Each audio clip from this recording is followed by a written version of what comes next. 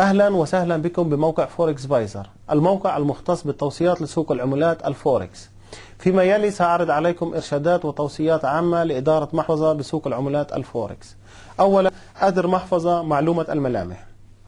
عليك أن تعرف ماهية محفظتك منذ البداية.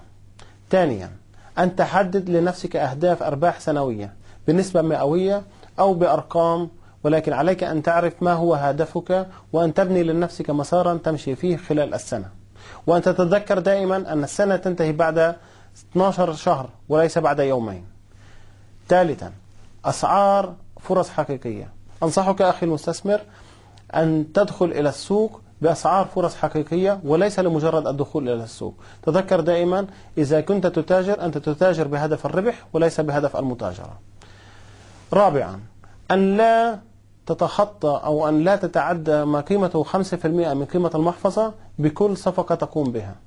وإذا قمت بأكثر من صفقة في آن واحد، مجموع المخاطرة أن لا يتجاوز 15% من قيمة المحفظة.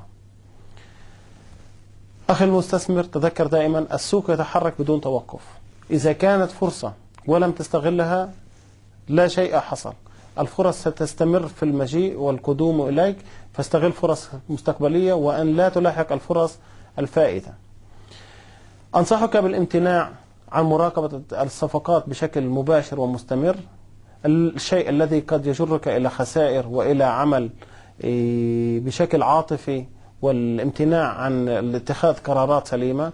أعطي أوامر خروج من الصفقة بربح أو بخسارة بشكل تلقائي، وأدر ظهرك إلى الشاشة. عد إلى الشاشة بعد ساعات وافحص ماذا حصل، ليس أكثر من ذلك.